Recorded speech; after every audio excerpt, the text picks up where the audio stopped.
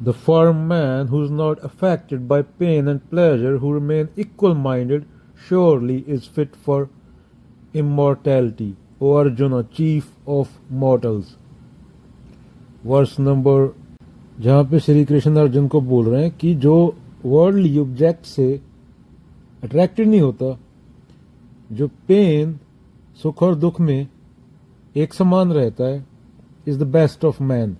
इंसान ही उसको बोल सकते हो, बाकी तो इंसान ही नहीं है. स्पिरिचुअल एक्सीलेंस, स्पिरिचुअल माने खुद को जानना, अध्यात्म. देन अलोन ही बिकम्स चीफ अमंग मॉर्टल्स. ऐसी मरनी जो मरे, बहुर न मरना होए. ईगो की बात हो रही थी यहां पे. तो अर्जुन को श्री कृष्ण बोल रहे हैं कि स्पिरिचुअल ग्रेटनेस की तरफ जा, तो उसको यहां पे संबोधित कर रहे हैं चीफ अमंग मॉर्टल्स. अर्जुन को बोल रहे हैं, अर्जुन मेरी शरण में आ जा, सत्य में अपना मन स्थिर कर, सत्य में अपना मन स्थिर कर. 3 प्रकार के व्यक्ति होते हैं ना, मूढ़, विचारक और ज्ञानी. ज्ञानी उसको बोला गया है जो नेति नेति करता है.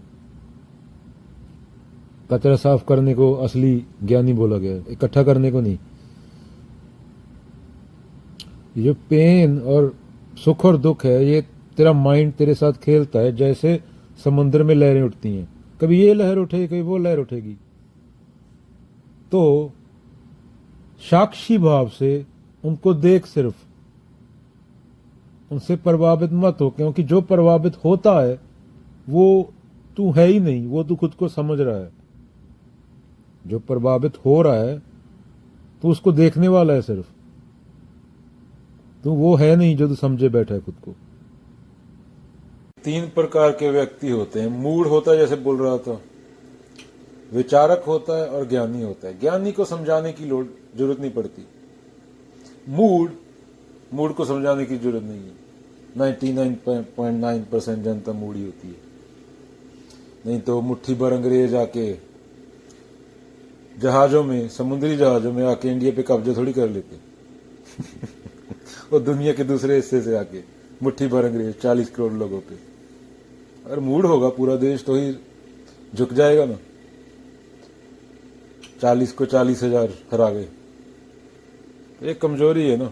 मूड जैसे कहानियां बना लेता है, पुनर्जन्म सुन लिया तो उसने बना लिया मेरा ही पुनर्जन्म होगा, मैं जन्मूंगा. पूरी कहानी नहीं समझा, पूरी बात नहीं समझा, पूरा मर्म नहीं समझा. तो आज के जो सब बाबा हैं जो बोलते हैं पिछले जन्म में ये था वो था, वो सब मूड हैं. उनके जितना बंदा मूड होगा उसकी तरफ उतनी ही ज्यादा भीड़ आकर्षित होगी, क्योंकि मूढ़ता से अहम को संतुष्टि मिलती है. अहम थोड़ी चाहेगा कि आदमी ज्ञानी हो, क्योंकि ज्ञानी होगा आदमी तो अहम खत्म हो जाएगा. तो जितना बड़ा मूड होगा उसके पीछे उतनी जनता होगी.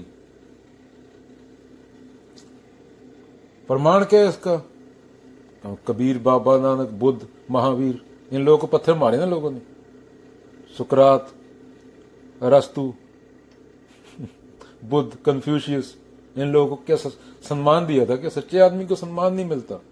और जहर वहर पिलाया जाता उसको. तो इतनी मूड होती है जनता. इसलिए बुद्ध ने कुछ बोला नहीं था.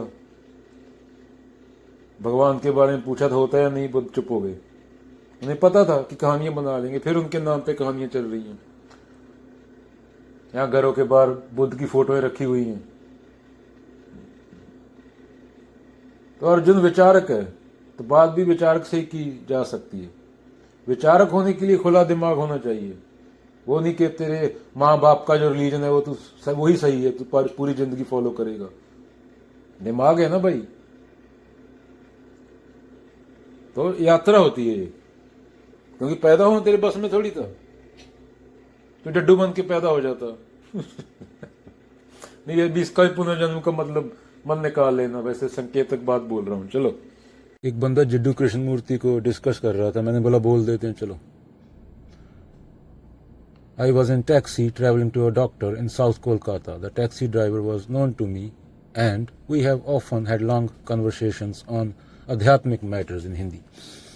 That day during my journey with him, he raised important issue.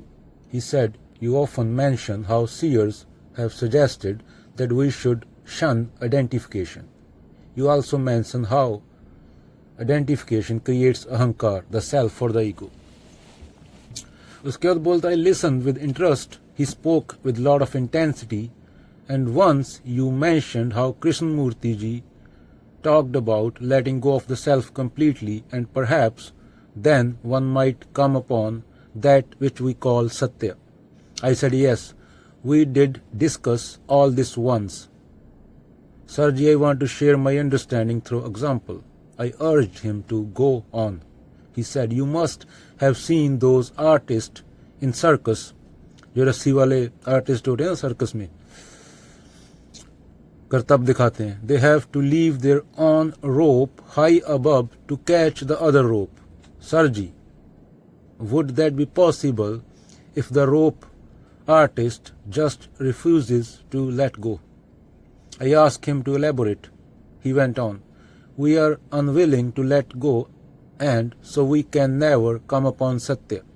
Reminded me of the story of the salt doll who stood on the shores of a mighty ocean and asked, "What are you?"